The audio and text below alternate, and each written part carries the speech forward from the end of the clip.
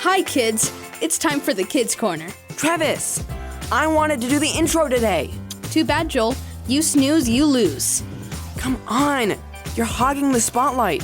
Maybe instead of arguing, we should just start the Kids Corner up. As long as I get to start the intro next time. Deal. I'm sorry to have gotten you into this, Amber. I thought a morning outing to the seashore would be delightful. I never expected this. Unless you arranged for us to be captured by pirates, I don't think you have anything you need to be apologizing for, Chelsea. Still, it was my idea. And I agreed, so it's both our fault, so don't be sorry. And help me think how... All right, you landlubbers, that captain wants your topside. Tell your scurvy pirate dog that we don't take orders from the likes of him. Amber, what are you doing? Don't antagonize the ruffians. They're ruffians. They're already antagonized. It's the trademark of a weak mind. Amber! Actually, ma'am, I am rather happy with my life here at sea. By being a pirate, I find fulfillment, social standing, and a sense of accomplishment, which is a rare trait in the current state of the world. So to say I am antagonized would be a stretch. Oh, well, still, I am not going to put up with being pushed around. You don't have to come up for fresh air if you don't want to. I'm going to because I choose to. Thank you. Yes, thank you. Don't thank our captors. But you just did. My honored guest, forgive me for not formally welcoming you aboard my vessel. Thank you, Captain. Chelsea! Now then, I have been talking to the crew, and we all agree that though we be pirates, and above all, gentlemen, we all agree that we have a very full schedule, and it would befit men of our standing to release you without ransom. You're letting us go? Oh, thank you. You are so kind. He is not. What's the catch? I suppose the catch is, I hope you can swim. Put out the plank. You're going to make us walk the plank? Perhaps. But to show my color as a man of honor, I'll let you two decide who will walk the plank first. So, who will it be? I don't want to go first. Neither do I. All right, I'll go first then. No, that's not what I meant. I'll go first. You? No, I don't want to watch my friend jump off a ship while I'm still dry and safe. And do you think I do? No, I'll go first. Captain, methinks this might take a while. Yeah, I was coming to the same conclusion. Shall I start up the radio whilst they make up their mind? Probably a good idea.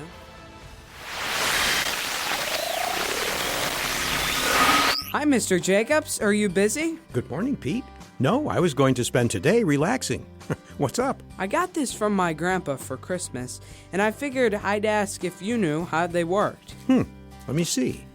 Oh, a ship in a bottle kit, huh? Interesting. Have you ever made one of these? You know, I don't think I have. Hi, Mr. Jacobs. Hiya. Morning, girls. So, Mr. Jacobs, we had a question for you. He's already helping me right now, Amber. Well, excuse me, I didn't know I needed your permission to ask Mr. Jacobs a question, Peter. We should probably wait our turn. That's all right, Chelsea. What's your question? Wait, hold it. I was here first. Why do they get to budge in front of me? Because before I can help you, I'll need to get some tools. See? It has a list of tools we need right here. Why don't you take a look at my toolbox and see what you can find? All right. It should be under the workbench over there. Now then, what can I help you girls with? We have a little problem with swim class. Yeah, Chelsea and I go to the same swim classes, and there's this other girl there. Roberta Grace. Yeah, anyway, the swim teacher really likes her because she's the fastest, she dives better than any of us, and we've noticed that our swim teacher tells her how good she is a lot. I see. And she likes to rub it in your faces? What? I mean, no, not really. She's too perfect to do that. So she isn't mean about it. Does the teacher treat her differently than the rest of you? I mean, she gets to swim in the deep end more than any of us. Okay, well, that makes a little bit of sense. If someone wasn't good at swimming, you'd probably want them to stick to the shallow end. We should have known you'd take her side. Just like everybody does. I guess I don't understand. Was there a question here, or are you just upset and need to talk to someone about it? Well... I mean, if you just need me to listen, I'm more than happy to. I just thought you might need an answer. We do need an answer. What do we do about Roberta? Do about her? How do you mean? I don't know. Do about her? Like, if she's better than us and gets treated like she is, then is there anything we can do about it? That is something to think about. Do you mind if I go help Peter with his project while I think it over? Sure. Great. Why don't you listen to the radio while you wait? Need a hand there, Pete? I think I'm okay. Just gotta be really gentle with these sails. I'll go check in with the girls so I don't distract you. How's the ship in the bottle coming along? Pretty well, Chelsea. He's got the bigger sections figured out. Now he's got the more delicate parts to set up. Speaking of delicate situations, I've been thinking about the situation you two were asking about earlier. Yeah, Roberta. Right. From what I understand, this girl doesn't treat anyone badly, isn't showing off when she does well in swimming class, and although you mentioned things like being allowed to swim in the deeper end of the pool for longer, it doesn't sound like the teachers treat her that much differently than the rest of you. Is that right?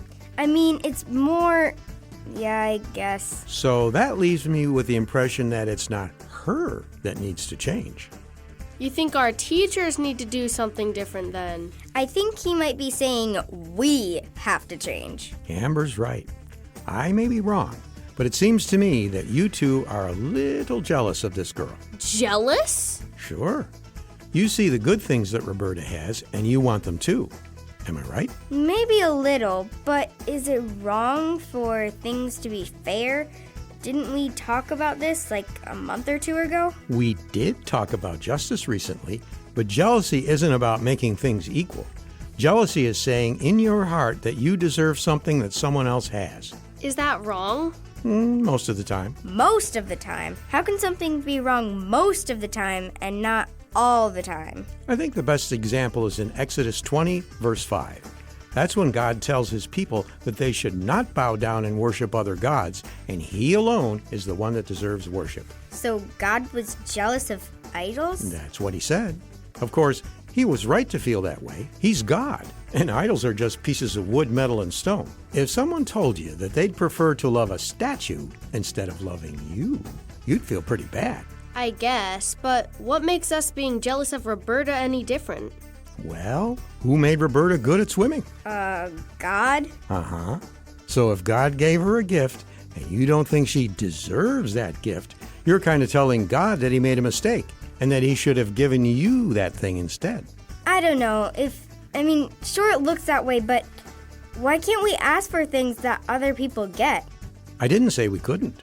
But you know, there's a teaching in the Bible that I might have a script about that can help explain a little bit of why we shouldn't be jealous of people, and instead be thankful for what we have.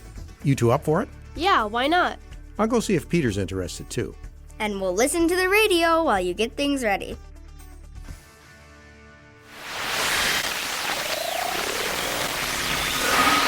And now, from the garage of Lionel Jacobs comes the nautical drama, The Captain Kidd, an adapted biblical teaching about responsibility. Once upon a time, there lived a boy named Gerald. Hello, want to sail boats with me? You see, Gerald lived near the beach, and one of his favorite things to do was to sail his toy ships in the tide pool. It's really fun, but sometimes I look out to sea and wish I could be a real captain of a real ship. Is that so? Whoa, who are you? My name is Captain Merrimack, and I couldn't help but overhear that you would like to be a captain of a ship. More than anything. Splendid. It just so happens that I am the captain of that huge ocean liner over there. But I need a bit of rest. That's why I'm here, looking for someone to take my place. What would you say if we switched places? I'll play in the tide pools, and you can be the captain of a ship. That would be fantastic. Sure. And so, Captain Merrimack tossed her captain's hat to Gerald and settled into playing with toy ships. Batten down the hatches. It's a squall like I've never seen before. Drop the anchor. Woo!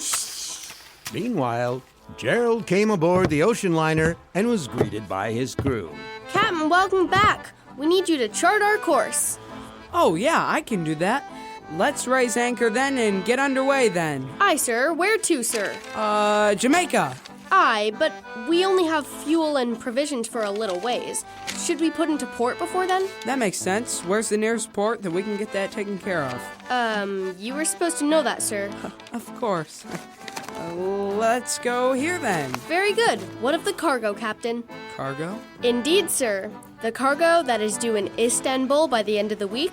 We'd better take care of that, shouldn't we? It's your call. You're the captain. Speaking of which, we need to set a time for you to arbitrate a dispute amongst the crew. There's been a fight on board, and you need to give your judgment. May I remind you that things haven't been going well on board, and if you mess up, we might lose half our crew to a competitor.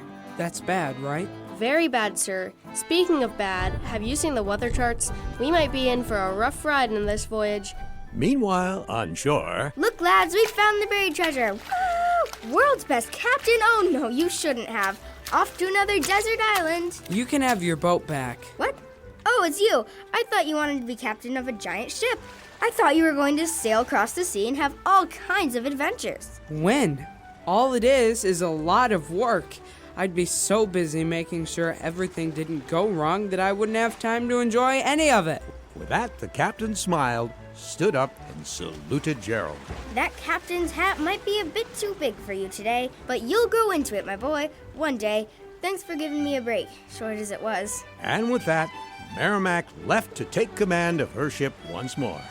Wait, you forgot your hat.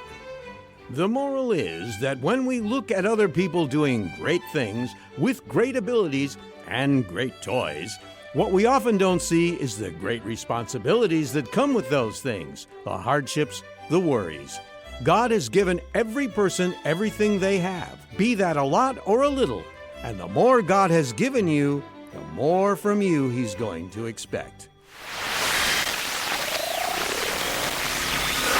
So, what do you think? Whoa, that's pretty good, Peter. Yeah, I like how you painted the bottom of the bottle to make it look like the ship is cutting through the sea. So, Mr. Jacobs, about the drama script, about the kid captain, is that lesson in the Bible? I'm pretty sure it is, Amber. Didn't he start off the script by saying it was an adapted biblical teaching? Okay, fine. Where in the Bible do we find that lesson? Much better. All right, yes, it's in the Bible, and we can find it in a few places. Luke 12 and Matthew 25 both tell us that the more God gives us, the more we will have to take care of in one way or another. It's like my mom says, more money, more problems. That's true, but even though this alone is reason enough not to be jealous of other people, the main reason God doesn't want us to be jealous is because He's told us to love others instead. I don't get it. What's love got to do with it? When you love someone, you're putting them first. You're happy when they do well and hope they do well in everything. When we're jealous, we aren't thinking about anyone else except ourselves. I don't know if I'd go that far. I would. When you want what Roberta has, are you thinking about what helps her or what helps you? But don't we have to take care of ourselves, too? Sure, but that's why God says in verses like Mark 12:31 and Romans 12:15 that we need to love other people like we love ourselves. Feeding the hungry, encouraging the discouraged, celebrating with the happy, and crying with those who are crying. So when we see Roberta Grace doing well, we need to be happy for her and not get annoyed. That's not going to be easy. It's definitely not what comes naturally, but when we let God work in our hearts, we become humble, putting other people first in our lives and ourselves second. But like it says in Philippians 2:3. Sounds like we'd better ask God to help us with that. Yeah. Oh, there's my mom. We'd better go. See you later, Mr. Jacobs. Bye, girls. I'd better go, too.